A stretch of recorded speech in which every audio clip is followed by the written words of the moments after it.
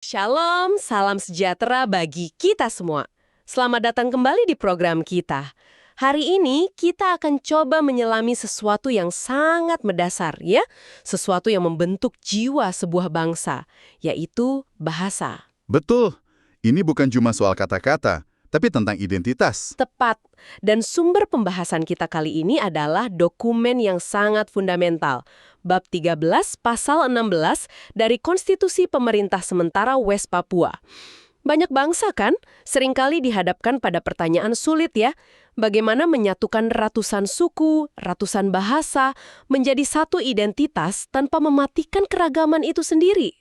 Sebuah tantangan klasik. Nah, bersama Anda, kita akan coba bedah bagaimana konstitusi kami ini menawarkan sebuah jawaban yang menurut saya cukup visioner. Bagaimana ia membangun fondasi identitas linguistik yang unik, inklusif, dan juga sangat strategis. Mari kita langsung saja ya. Kita mulai dari ayat pertama yang saya rasa ini intinya. Saya bacakan, bahasa bangsa adalah bahasa Melanesia, terdiri dari bahasa suku bangsa di West Papua.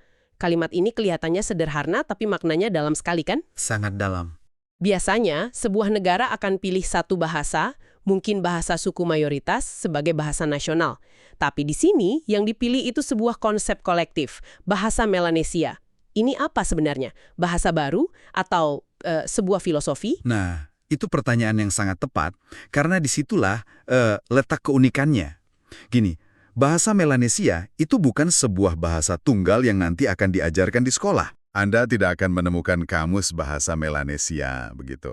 Ini lebih ke sebuah payung konseptual, sebuah penegasan filosofis. Coba bayangkan begini. Ini adalah cara konstitusi mengatakan bahwa DNA linguistik bangsa kita itu bukan satu untayan tunggal, tapi jalinan dari ratusan bahkan ribuan untayan DNA yang berbeda. Dan semuanya sama pentingnya. Saya mulai paham. Jadi penetapan ini secara sadar menolak ide bahwa untuk jadi satu bangsa kita harus mengorbankan identitas suku kita. Justru sebaliknya. Jadi ini adalah perayaan keragaman yang dilembagakan di tingkat tertinggi ya.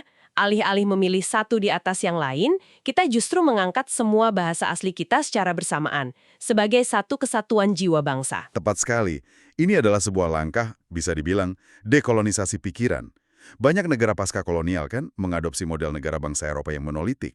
Iya, yang seragam. Betul, yang ujung-ujungnya sering menekan bahasa-bahasa minoritas. Nah, konstitusi kami mengambil jalan yang sama sekali berbeda. Esensi kebangsaan West Papua adalah pluralisme itu sendiri. Jadi, bahasa suku Anda, entah dari pesisir atau pegunungan, itu bukan lagi sekedar warisan lokal. Ia adalah komponen vital dari bahasa bangsa. Sebuah jaminan konstitusional. Sebuah jaminan bahwa negara tidak akan mencoba menyeragamkan, tapi justru melindungi. Visi persatuannya bukan dalam kesamaan, tapi dalam harmoni keragaman. Begitu ya? Persis. Oke. Ini benar-benar mengubah cara pandang. Fondasinya pengakuan bukan asimilasi. Ini menjawab soal identitas. Tapi muncul pertanyaan praktis berikutnya kan? Tentu. Kalau jiwa bangsa kita adalah kumpulan ratusan bahasa, bagaimana kita berkomunikasi satu sama lain sehari-hari? Bagaimana katakanlah orang dari Biak bisa diskusi dengan orang dari Lembah Baliem? Saya tebak konstitusi juga menyiapkan jawabannya. Tentu saja. Dan disinilah kita beralih dari yang filosofis ke yang fungsional. Setelah menetapkan jiwa bangsa, konstitusi lalu menyediakan alat untuk komunikasi. Nah, ini ada di ayat 2. Benar. Mari kita simak ayat 2. Bahasa persatuan adalah Tok Pisin, bahasa Inggris, dan Melayu Papua. Nah, ini juga pilihan yang sangat tidak biasa. Bukan satu, tapi langsung 3 bahasa persatuan. Sekilas, mungkin terdengar rumit. Kenapa tidak pilih satu saja?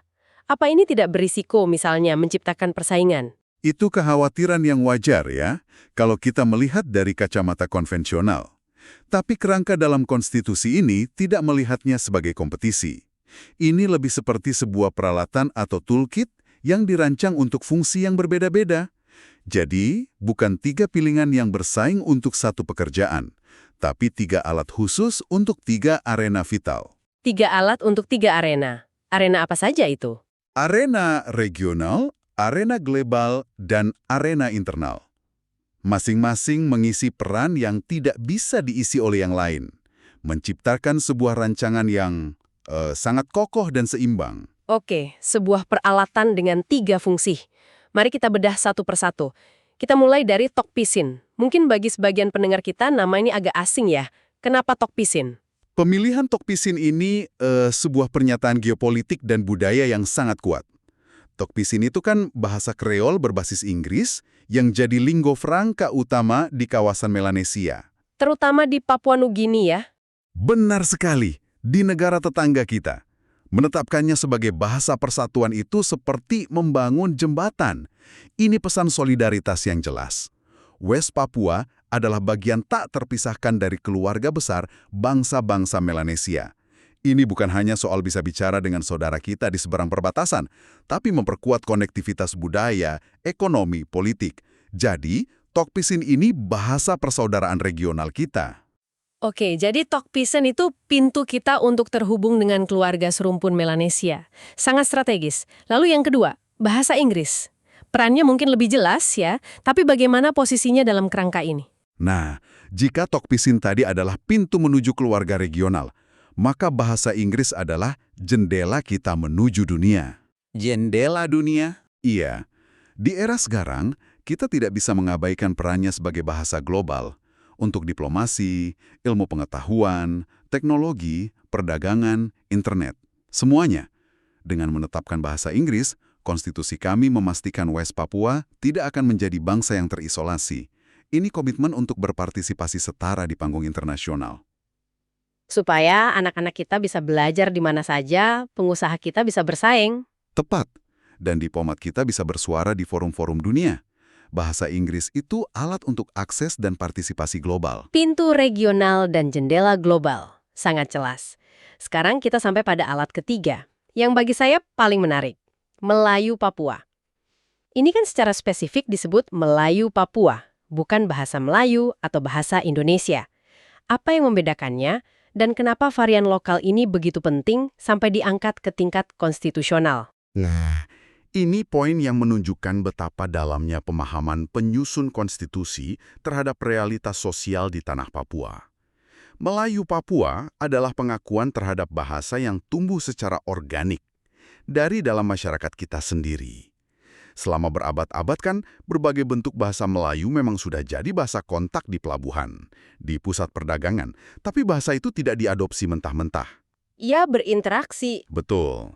Ia berinteraksi dengan bahasa-bahasa lokal, menyerap kosakata, dan mengembangkan struktur serta logatnya sendiri yang khas. Bisa kasih contoh sederhana tidak, supaya kita bisa merasakan keunikannya? Tentu.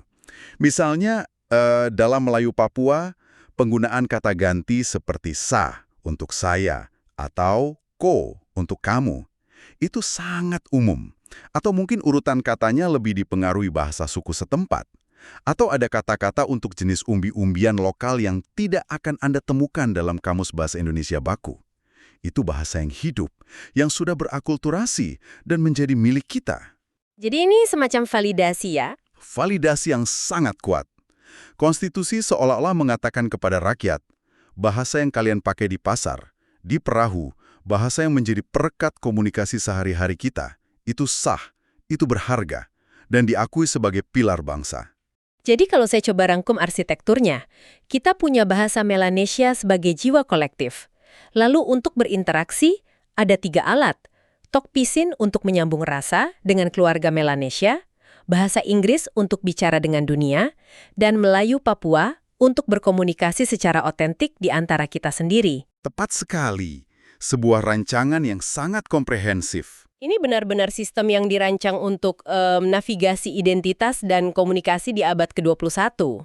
Betul, menunjukkan perencanaan yang tidak hanya melihat ke dalam dengan penuh penghargaan, tapi juga melihat ke sekitar dan keluar dengan penuh visi. Pemisahan antara bahasa bangsa yang sakral dan bahasa persatuan yang fungsional ini memang canggih. Nah, ini membawa kita ke ayat terakhir ya, ayat 3.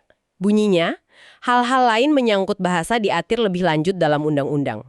Ini mungkin terdengar seperti klausa hukum standar, tapi saya rasa dalam konteks ini maknanya bisa lebih dalam. Apa signifikansinya? Ayat ini adalah cerminan kebijaksanaan dan pandangan jauh ke depan. Sebuah konstitusi yang baik kan meletakkan prinsip-prinsip dasar yang abadi. Apa dan mengapanya. Tapi ia juga harus sadar kalau dunia terus berubah. Implementasi kebijakan bahasa itu sangat kompleks dan dinamis. Ayat ini pada dasarnya adalah jembatan antara prinsip agung konstitusi dan realitas teknis di lapangan. Jadi mandat untuk merancang bagaimananya begitu. Tepat, mandat kepada badan legislatif di masa depan untuk merancang bagaimananya sesuai dengan kebutuhan zaman. Contoh konkret hal-hal lain itu apa saja ya? Saya bayangkan daftarnya bisa sangat panjang. Sangat panjang dan penting. Misalnya, pendidikan. Di jenjang sekolah mana bahasa Inggris mulai diajarkan intensif? Bagaimana kurikulum Melayu Papua? Dan yang paling krusial, Bagaimana menjaga bahasa suku agar tidak punah? persis, bagaimana merancang program agar bahasa-bahasa suku, bagian dari bahasa Melanesia itu, tetap hidup dan diajarkan ke generasi muda. Itu baru satu bidang. Lalu ada administrasi pemerintahan. Dokumen resmi negara pakai bahasa apa? Layanan publik harus tersedia dalam ketiga bahasa persatuan atau tidak? Lalu media massa. Bagaimana porsi siaran dalam setiap bahasa? Bahkan hal-hal seperti nama jalan. Semua detail ini butuh fleksibilitas untuk disesuaikan. Jadi ayat ini memberikan ruang untuk adaptasi dan evolusi ya. Kebijakan bahasa kita tidak akan menjadi fosil yang terkunci dalam konstitusi, tapi bisa jadi dokumen yang hidup. Tepat sekali. Ini menunjukkan pemahaman bahwa kebijakan bahasa itu tidak statis. Ia harus bisa merespons perubahan demografi, kemajuan teknologi, misalnya bagaimana memastikan semua bahasa kita ada di keyboard ponsel tanpa harus mengubah konstitusi setiap kali ada tantangan baru. Luar biasa. Dari 3 ayat singkat di pasal 16 ini, kita benar-benar bisa melihat sebuah visi besar tentang identitas bangsa. Sebuah bangsa yang akarnya adalah ratusan bahasa suku yang dihargai sebagai bahasa Melanesia dan batangnya adalah 3 bahasa persatuan yang kokoh yang memungkinkannya terhubung secara internal, regional, dan global. Anda menyimpulkannya dengan sangat baik. Ini jauh lebih dari sekadar pasal tentang bahasa. Ini deklarasi tentang siapa kita dan kemana kita akan melangkah. Dan ini membawa kita pada sebuah pemikiran penutup untuk Anda renungkan. Ada gagasan dalam studi linguistik bahwa bahasa tidak hanya mencerminkan cara kita berpikir, tapi juga membentuknya. Setiap bahasa punya metafora, struktur, dan cara pandang unik terhadap realitas. Jika begitu, coba Anda bayangkan, bagaimana sebuah bangsa akan berevolusi?